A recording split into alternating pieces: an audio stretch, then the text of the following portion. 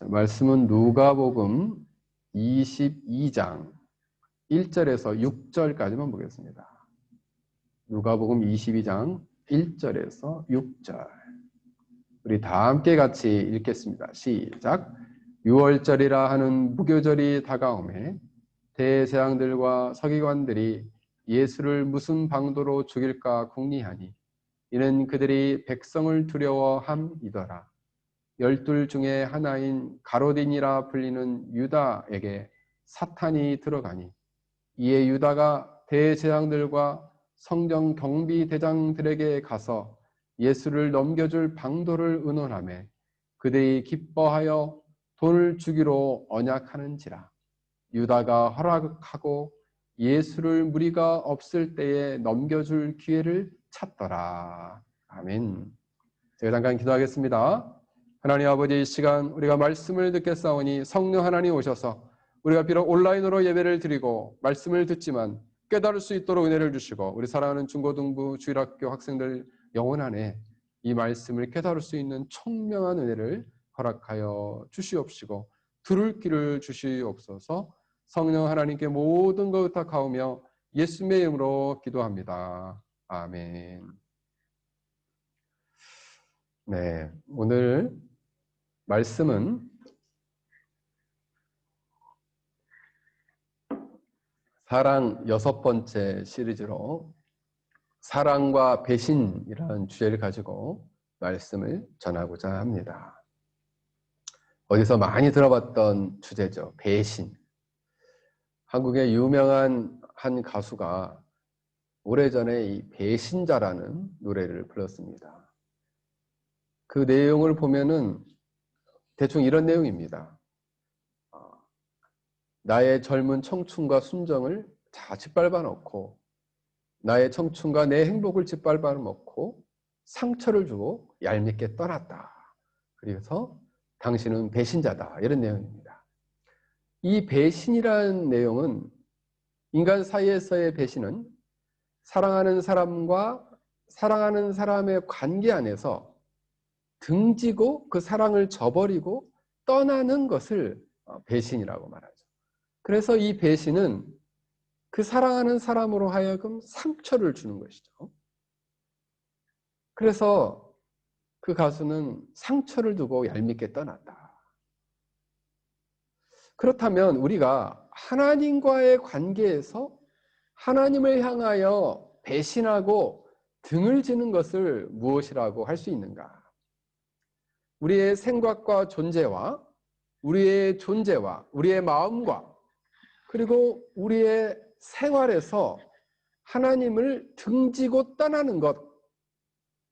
다시 말씀드립니다. 우리의 존재와 우리의 생활에서 하나님을 등지고 떠나는 것을 배신 또는 배향이다라고 말씀을 드렸습니다. 지난주에는 사랑의 방향에 대해서 말씀을 드렸는데 바로 올바른 사랑의 방향을 바로 잡아야 되는데 그 하나님을 향한 사랑의 방향을 틀어서 떠나는 것을 배향이라 말합니다. 배향. 반대로 하나님을 떠나서 등지고 살던 인생이 다시금 하나님을 향하여서 되돌아오는 것은 배향의 반대말은 회심입니다. 회심.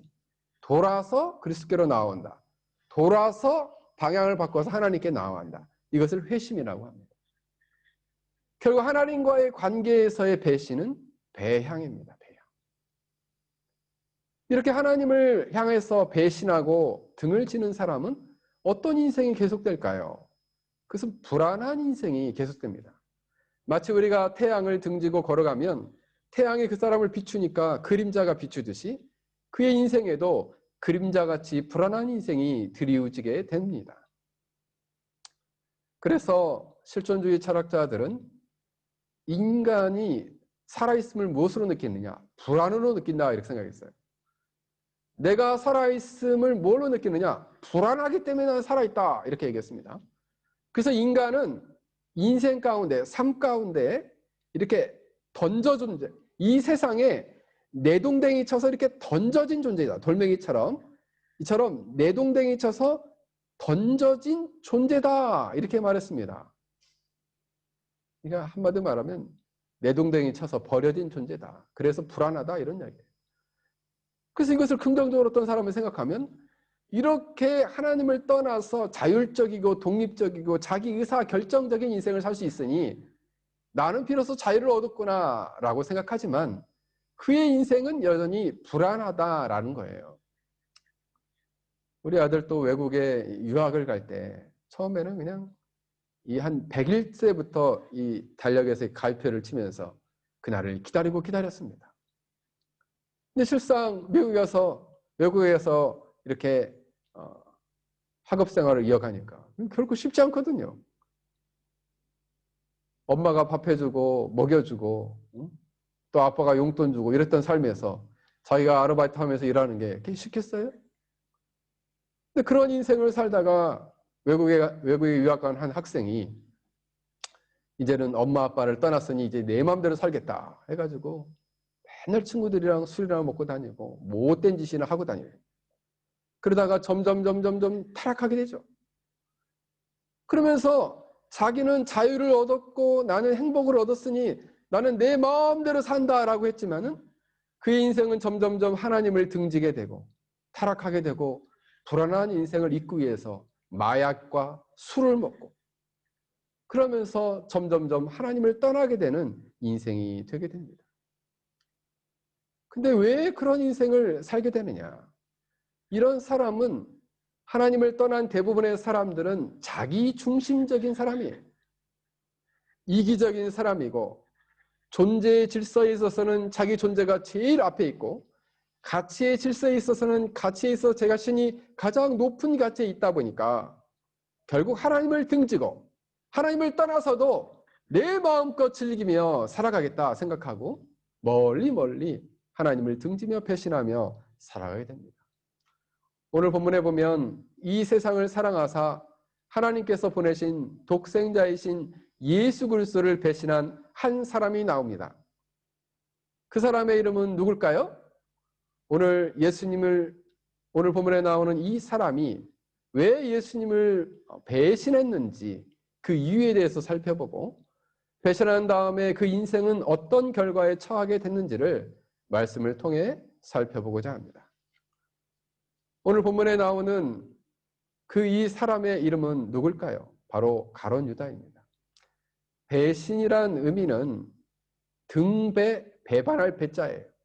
한자적으로는. 신자는 믿을 신. 그래서 믿음과 의리와 사랑을 등지고 배신한다 이런 뜻입니다. 결국 자신의 이익과 자신의 욕망을 위해서 사랑하는 연인, 가족, 스승, 친구에 대한 사랑을 쉽게 저버리는 모든 행위를 말해서 배신이다 이야기하는 것이죠.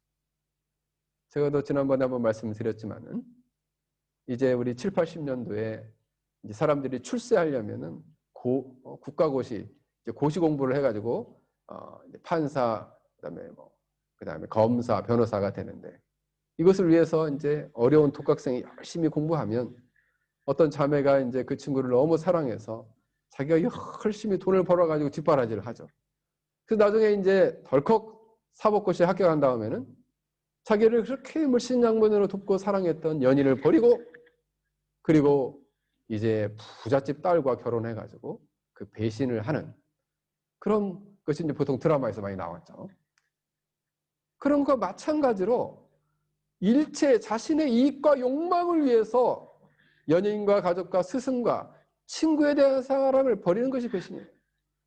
마찬가지로 자신의 욕망과 사랑을 위해서 이익을 위해서 하나님을 향한 배신을 갖는 거죠. 하나님을 등지고 하나님을 향한 사랑을 저버리는 것. 그것이 바로 배신이다.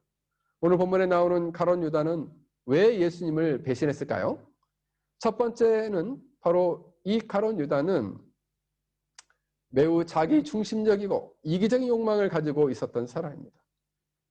여러분, 사랑이라는 것은 제가 지난주 정의하기를 인간 봉사하는 욕망이 무언가를 소유하려는 간절한 갈망과 열망과 동경이다 말씀을 드렸어요. 그래서 사랑의 방향이 잘못돼서 이것을 열렬히 사랑하고 그것을 열렬히 추구하게 되면 그 사랑이 삐뚤어지고 그리고 구부러지고 그릇된다 말씀을 드렸습니다. 가룟 유다의 마음 안에는 첫 번째 잘못된 그런 열망이 있었는데 그것은 바로 뭐냐면 정치적으로 출세하고자 하는 그런 욕심이 있었습니다.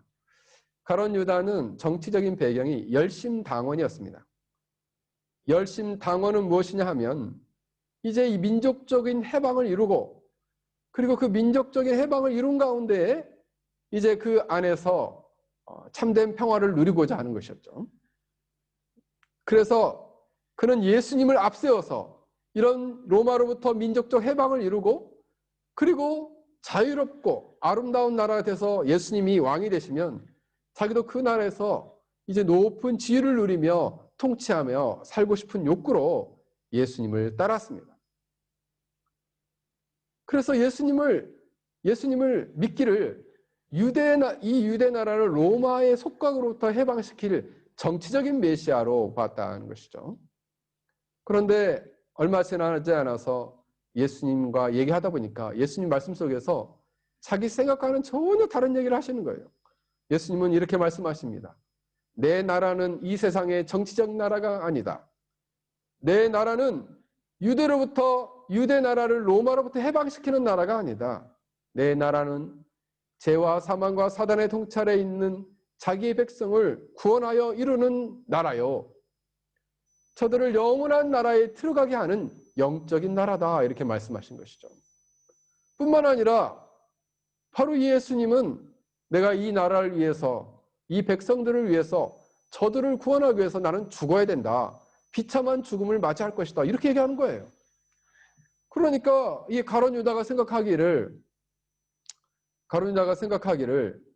아니 나는 이 예수님 통해 가지고 나의 이 정치적인 이 야망을 이루고자 했는데 이제는 예수님이 그 일을 안 하시고 죽는다고 하니까 그럴 바에는 내가 이 예수님을 계속해서 이 예수님과는 갈 수 없다. 이렇게 생각을 한 것 같습니다.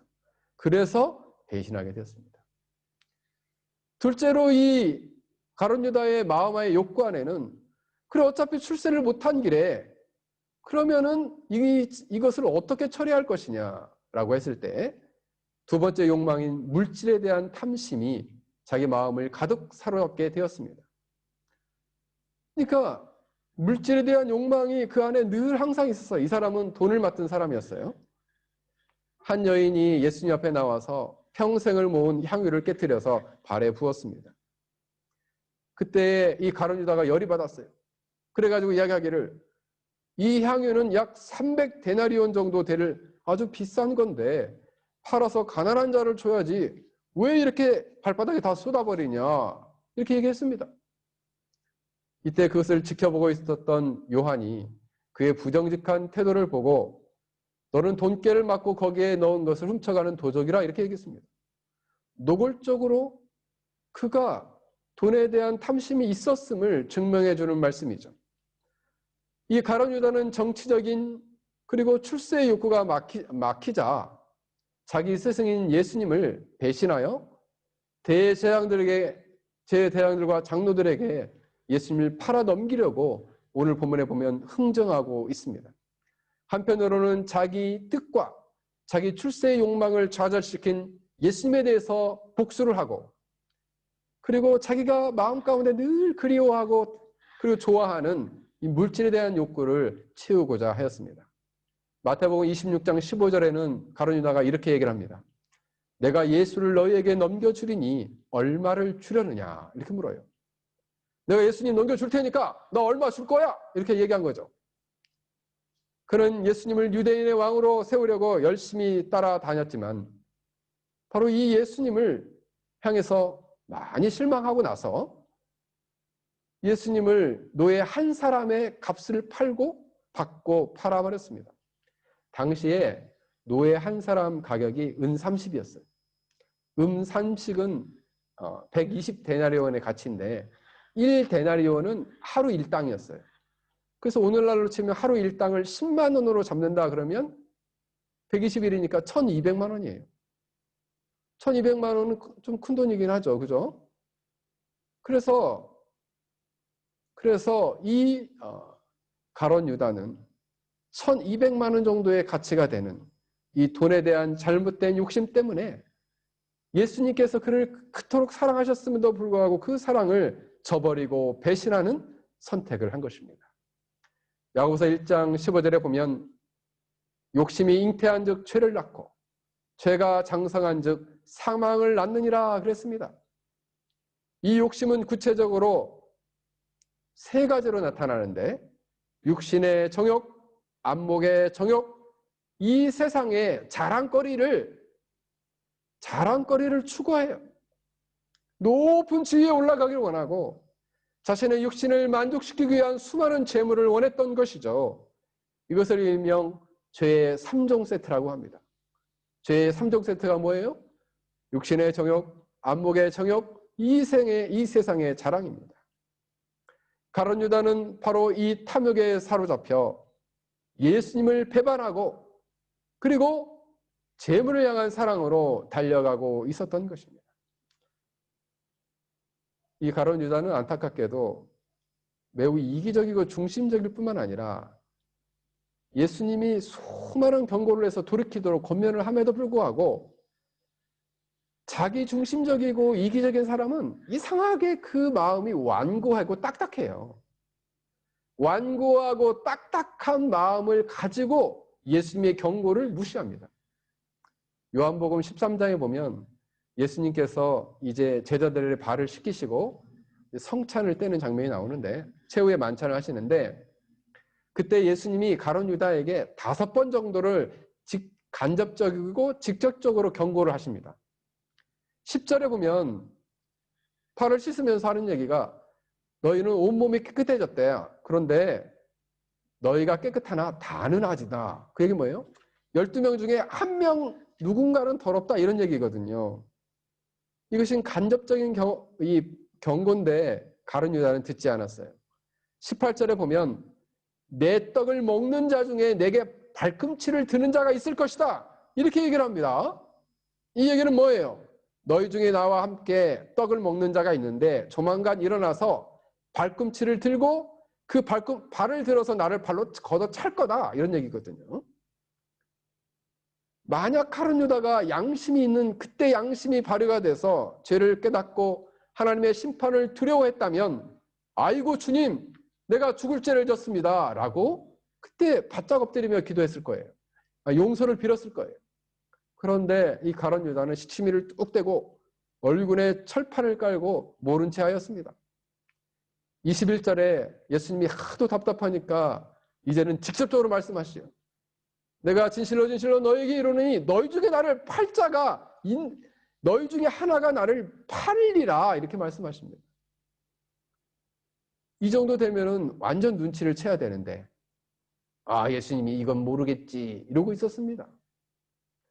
여전히 꿈쩍도 하지 않았어요. 그래서 요한이 하도 답답하니까 예수님께 물어요.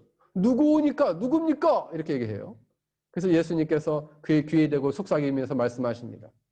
내가 지금 떡을 떼어서 떡을 한 조각 주는 자가 그다 이렇게 얘기하는 거죠. 그러면서 그 떡을 떼서 가룟 유다를 줬습니다. 그러면서 하는 얘기가 마지막 경고예요. 내가 하는 일을 속히 하라. 이때라도 깨달았으면 아이고 예수님 아셨군요 하고 바짝 엎드려야 되는데 그 마지막 경고를 듣고 모든 회개의 기회를 다 흘려버리고 그는 떡을 받고 밖으로 나갔어요. 떡을 받고 밖으로 나갔더니 칠같이 어두운 밤이었더라 이렇게 나옵니다. 여러분 배신하고 떠나는 인생은 이처럼 어둠이 짙게 그리워집니다.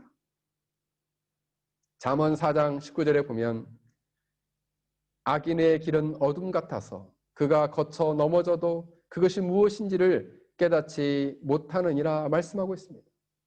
그는 예수님을 배신하고 떠나가니까 어둡고 깜깜하고 멸망의 길이 그 앞에 놓여져 있었다는 것이죠. 어떻게 보면 이 가룟 유다의 배신은 1차적 원인은 자기 자신이에요. 그러나 2차적 원인이 있었습니다. 그 2차적 원인은 사탄입니다. 사탄이 오늘 이 완고한 마음을 그 완고한 마음에 역사했던 것입니다. 이 사탄이 가룟 유다의 마음에 역사하는 두 가지 단계가 있었는데, 첫 번째 단계는 마음에 예수의 팔 생각을 넣었다라고 요한복음 13장 2절에 말씀합니다. 생각에 예수를 팔 생각을 먼저 공격한 거예요. 여러분, 사탄이 어떤 사람을 유혹할 때 생각을 먼저 공격하는 겁니다. 생각을. 두 번째 단계는 요한복음 13장 27절에 보면 사단이 그 속에 들어갔다. 사단이 그 속에 들어갔다 말씀하고 있어요. 여러분, 예수님이 이 땅에 오셔서 사단과 싸워서 계속 승리하셨죠. 광야에서 금식하며 승리하셨고, 그리고 하나님 나라의 복음을 전하고 귀신을 내어 쫓음으로 승리하셨고, 병을 고침으로 이 악한 세력과 계속해서 승리하셨어요.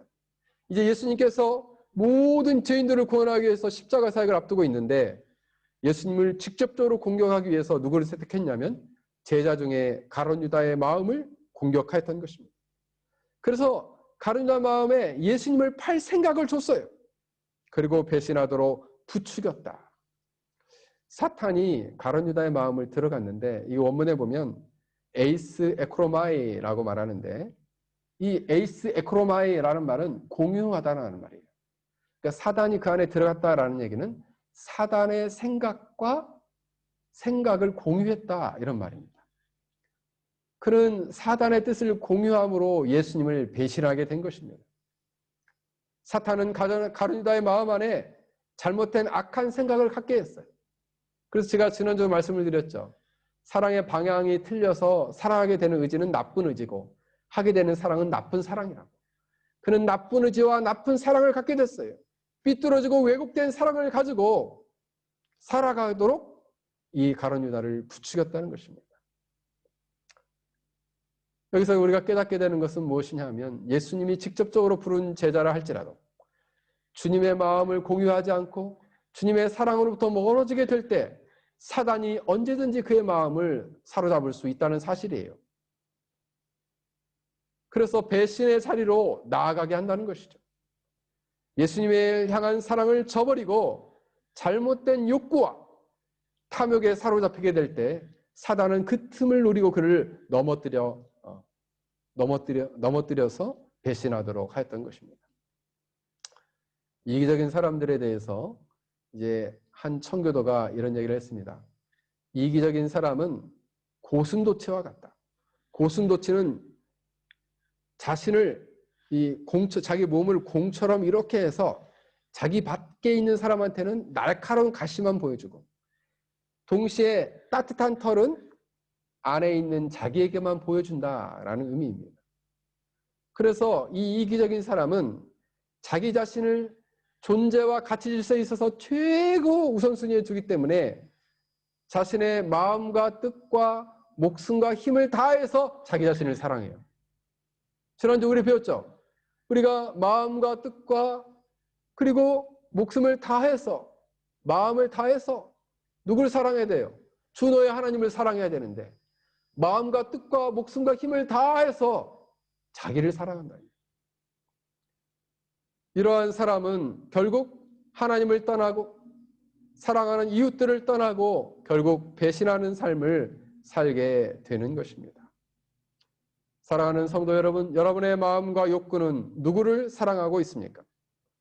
여전히 여러분 자신과 욕망을 사랑하고 있습니까? 그래야 세상의 물질과 쾌락을 좇으며 하나님을 떠난 배양의 삶, 배신의 길에 들어서 있습니까?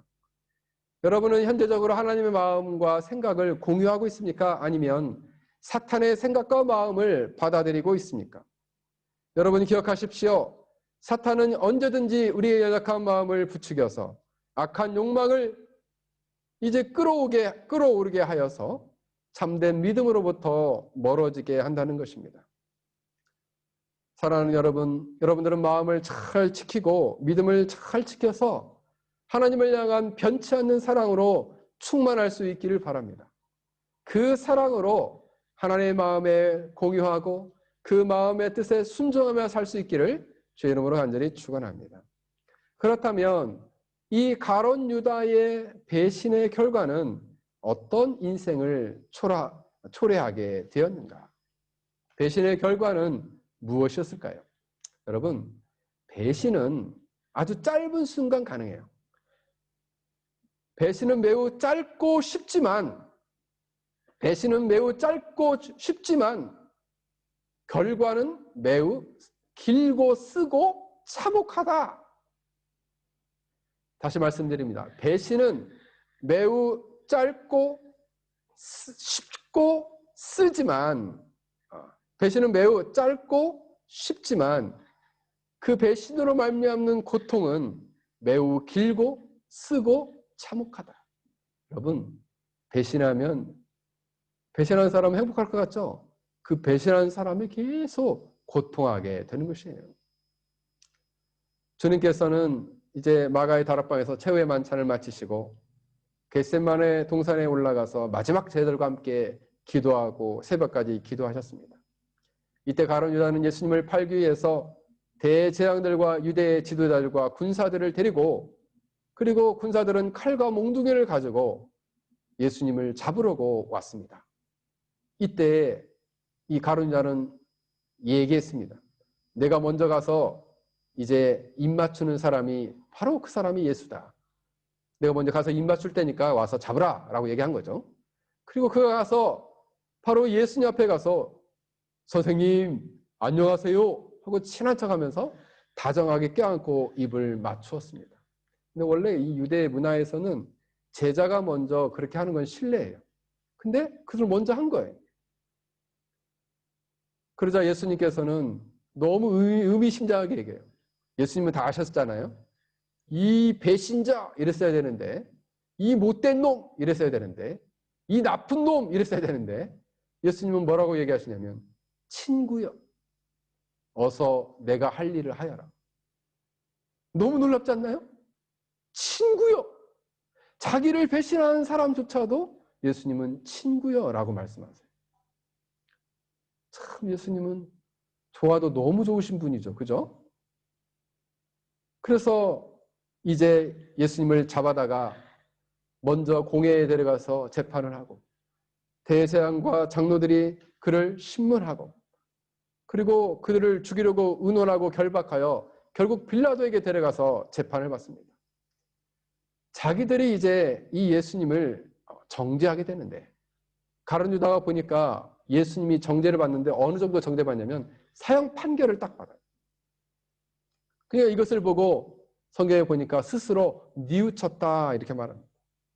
뉘우쳐가지고 은 30을 다시 대제사장하고 장로에게 갖다 주면서 말했어요. 내가 죄가 없는 무죄한 사람을 팔았고 죄를 범하였다. 이 돈 내가 너희들에게 준다. 받으라 이런 거예요. 그랬더니 대제사장과 장로들이 발끈했어요. 우리가 무슨 상관이 있느냐? 그것은 너의 문제다 하면서 은화를 다시 돌려줬어요. 유다는 너무 화가 나서 이 성전 안에 있는 다른 곳에다가 이 은화를 던져버렸어요. 그리고 나아가서 목매달아 자살을 했습니다. 여러분, 배신의 결과는 첫 번째로 양심의 가책으로 말미암아 죄책감에 시달리게 만들었어요. 후회하게 만들었어요. 본문에 보면 스스로 뉘우치다라는 말은 메타멜로마이예요. 이 말은 두 가지 의미가 있는데, 생각과 마음을 바꾸다, 후회하다라는 말이에요. 그 후회한 거죠. 지난날에 대한 감정적인 후회와 변화에 그칠 뿐, 이 가룟 유다의 삶 전체의 삶의 방향 전환을 하고 의지적 회개에 도달하지는 못했어요. 그냥 후회했어요. 아, 그때 잘못됐어. 그냥 후회만 했지, 이것이 삶을 돌이켜가지고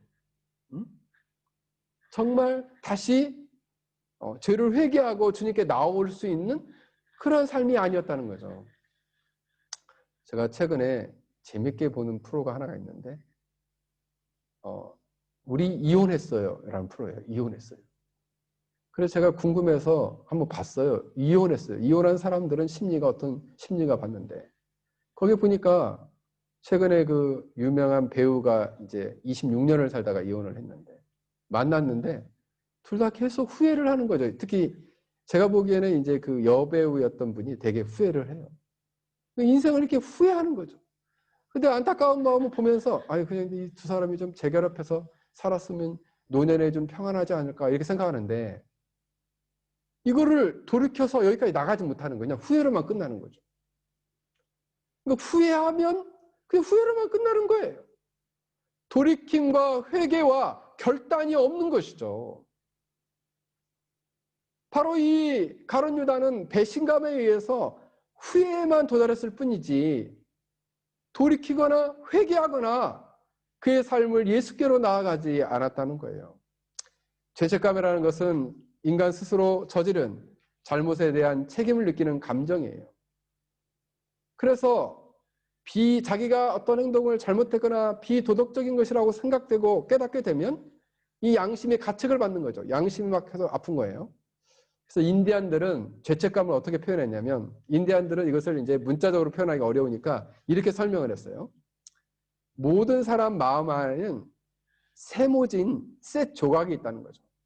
그래서 사람이 나쁜 짓을 할 때마다 이 세모진 셋 조각이 마음 안에서 막 돌아가면서 그 마음에게 고통을 주고 아픔을 느끼게 하는 것이 뭐냐? 죄책감이다. 그러니까 죄책감이라는 것은 마음 안에 있는 세모진 셋 조각과 같다는 거죠. 마음 안에서 계속 고통을 주면서 돈다는 거예요. 그래서 가룟 유다가 후회하면서 이렇게 얘기한 거죠. 내가 예수님을 판 것은 정말 잘못한 것이었어. 내가 그래서 고민하다가 이렇게 얘기했죠. 내가 이 돈을 돌려주면 되겠지 하고 돌려주러 갔는데 돈을 안 받아주는 거예요. 그러니까 돈을 갖다 줬더니 그것이 우리와 무슨 상관이냐. 이것은 네 문제다. 네가 알아서 해라. 이런 거죠. 그러니까 이제 엄청난 고통이 그를 사로잡게 되었어요. 죄책감이 그를 꽉 붙들게 돼서 마음의 상처에 고통을 주게 되었던 것이죠. 오스트링 왕국에 데오도릭이라는 유명한 왕이 있었습니다. 이 사람은 30년 동안 나라를 다스렸는데 매우 선한 통치를 했던 것으로 보입니다. 그런데 노년에 잘못해가지고 실수해서 막 갑자기 열이 확 받아가지고 두 신하를 죽이게 되었습니다. 두 신하를 비참하게 목매달아 죽였는데 이 사람들이 이제 죽을 때 목매달아 죽으니까 혀를 내밀고 눈을 크게 뜨고 죽은 거예요. 그래서 어느 날 이것을 생각해 보니까 내가 실수했어. 그 두 신하는 충신이었는데 내가 잘못 죽였어 하면서 엄청 후회했습니다. 근데 어느 날 이제 식사를 하는데 특별한 음식이 준비되었는데 그 특별한 음식이 생선 요리였어요. 큰 생선을 요리해가지고 딱 앞에 왔는데 생선을 이렇게 딱 보는데 이 죽은 큰 생선 위에 이 생선이 누워있는데 이 생선의 눈알이 이렇게 큰 거예요. 그 생선 눈알을 보니까 목을 매달아 죽을 때 죽었던 이 신하들의 눈깔이 생각이 난 거예요. 그래서 막 갑자기 그냥 소름이 확 끼친 거죠. 그 생선을 이렇게 보니까 생선 이빨이 이렇게 빼쩍빼쩍 나와 있는데 마치 자기가 주인 두 신하가 이런 날카로운 이빨을 가지고 자기를 원수를 갚으려고 뛰어나오는 것 같은 그런 생각이 들었어요. 그 생선을 보고. 그래가지고 갑자기 나 오늘 불편해서 밥 못 먹겠다 해가지고 침대에 갔어요. 침대에 가가지고 자꾸 죽었던 그 신하들이 자꾸 생각나는 바람에 3일 동안 끙끙 앓다가 죽었다고 합니다. 여러분, 죄를 지으면 마음 안에 평안이 사라지고 마음속에 있는 세모진 셋조각이 지속적인 고통을 주는 거예요. 그러면 마음의 평강을 찾는 유일한 길은 무엇이냐? 바로 하나님 앞에 나와서 죄를 철저히 자백하고 회개하고 예수 그리스도의 용서의 은혜, 사죄의 은혜를 경험하는 것만이 마음의 평안을 누릴 수 있다라는 사실입니다. 그러므로 여러분, 내가 죄를 범했다라고 생각되면은 끙끙 앓고 그러지 말고 빨리 회개하세요. 빨리 무릎 꿇고 하나님 저 잘못했어요. 용서해 주세요. 라고 회개하면 됩니다. 근데 회개를 갖다가 하나님 저 용서해 주세요. 모든 거 용서했어요. 끝! 이게 아니라 마음을 다해서 깊이 회개해야 돼요. 그러면 어느 순간 하나님께서 사죄 은총을 주셔서 그 마음에 알 수 없는 평강을 딱 주십니다. 그게 사죄 은혜예요. 그러나 오늘 이 가룟 유다는 이 죄책감을 견디지 못하고 결국 스스로 목에 매어서 죽게 되었습니다. 그래서 이 가룟 유다의 죽음에 대해서 학자들마다 논란이 몇 가지가 있는데, 유다가 어떻게 자살해서 죽었느냐. 이제 오늘 본문에 보면 마태복음 27장 5절에 보면 스스로 물러가 목을 메고 죽었다 이렇게 나오는데, 또 어떤 구절에는 그 몸이 사도행전 1장 18절에 보면 그 몸이 곤두박질하여 배가 터져서 창자가 다 흘러나왔다 이렇게 나옵니다. 아니 어떻게 목을 매달아 죽었는데 창자가 흘러나와 죽었는가. 그래서 의문이 많은 거예요. 그래서 이제 이것을 종합해 보면 유다는 목을 매달아 죽었는데 그 목을 매달아 죽었던 끈이 떨어져 가지고 땅바닥에 떨어지면서 배가 터져 가지고 그래서 죽었다 이런 것입니다. 보통 시체가 땅에 떨어지면 장이 파열될 가능성이 매우 높다라고 합니다. 그렇다면 이제